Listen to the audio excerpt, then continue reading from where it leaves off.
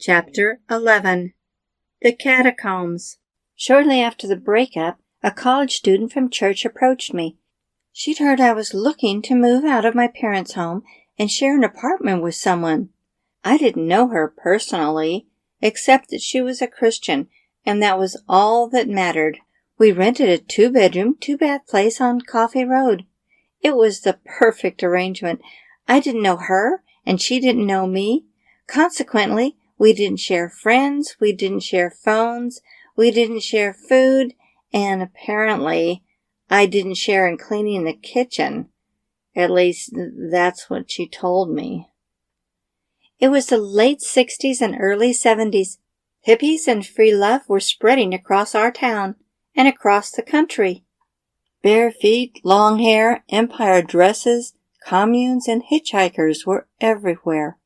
Our church, First Baptist, supported the Church in the Park ministries, which supported the Jesus people and catered to the young people traveling through town. We dressed and looked like the people we were witnessing to. I made myself long cotton dresses with pleated empire tops and puffy sleeves. With long hair almost to my waist, large hooped earrings, and little makeup, I walked barefoot everywhere, even to church. It was a common sight to see teenagers with backpacks and sleeping bags. Although they appeared homeless, they were searching for what they believed to be freedom. Many had turned to psychedelic drugs and alcohol as they drifted from town to town. Other than our Bibles, we appeared to be just another hippie and found it easy to approach the young people wandering the streets. We witnessed to those who would listen, teaching how Jesus was the only one who could give them true freedom. This was our mission field as we declared it. Then you will know the truth, and the truth will set you free. John 8:32. We had a unique site located under an old building on the corner of McHenry and Griswold, where we met with those interested in hearing about the Lord and those who the Lord drew to himself. The place wasn't exactly a basement. It was more like an underground apartment. We called it the Catacombs, referring to the sepulchre where the Jewish Christians hid from Roman persecution. People entered through a courtyard and descended a flight of stairs to a large living room warmed by a fireplace, with a small kitchen and a restroom. The walls were made of brick. Scripture was posted everywhere. There were a couple of couches, but most sat crisscrossed on the floor or were supported by the knees of those sitting on seats. It was cozy, inviting, and the worship was spirit-filled and meaningful. A guitar accompanied our worship songs, and with raised hands we praised the Lord. Teresa and I were deeply involved, spending most of our free time on the street or in the catacombs.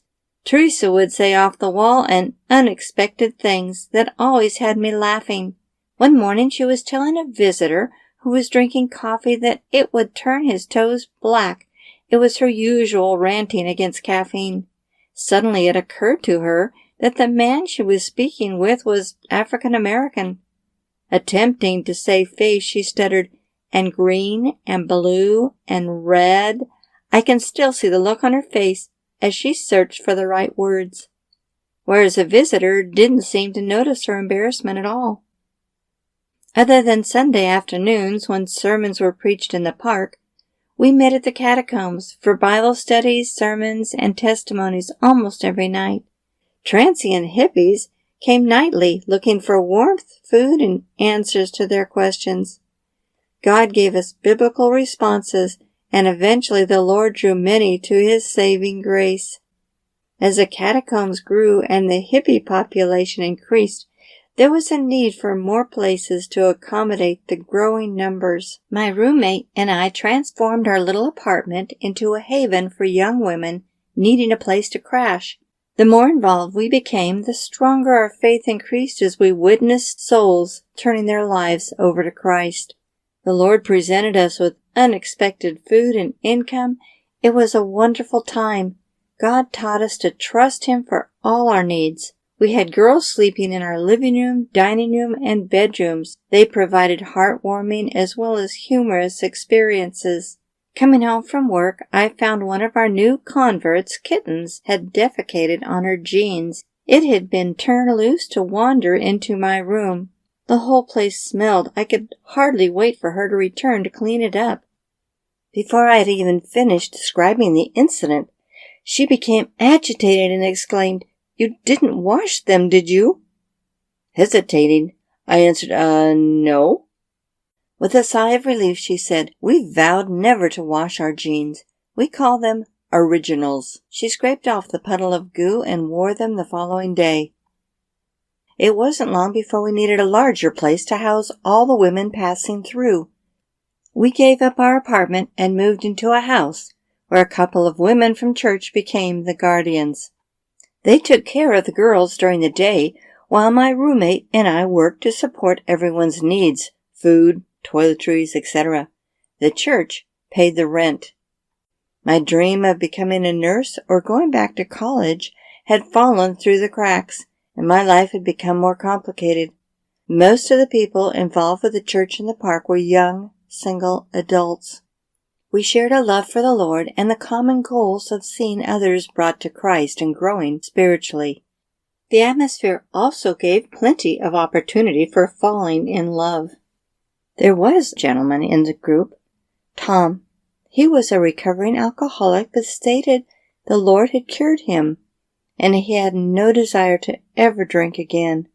This was the most compelling part of his testimony, and I was convinced he was sincere. After dating for about 6 months, he proposed. The news spread like wildfire. There were those who counseled me against it, and their advice left me feeling uneasy. Still, we continued with our wedding plans. Then he dropped a bombshell. I was married once before. He assured me the divorce was amicable and there were no children involved. I seriously began to pray about my decision to marry him. If I'd had any reservations about the wedding before, this left no doubt. I couldn't picture myself backing out. He had bought me a ring. We were making wedding plans. Everyone knew we were getting married. It would be humiliating. I comforted myself with, "It doesn't matter. Life is short." His ex-wife lived in Reno, a 4-hour drive away. He told me he needed a copy of the divorce papers, so I rode along and waited in the car. He disappeared into a large apartment complex and was gone for an uncomfortably long time. Although I wondered what was going on, there were no cell phones in the 1970s, so I just waited. He was solemn when he returned.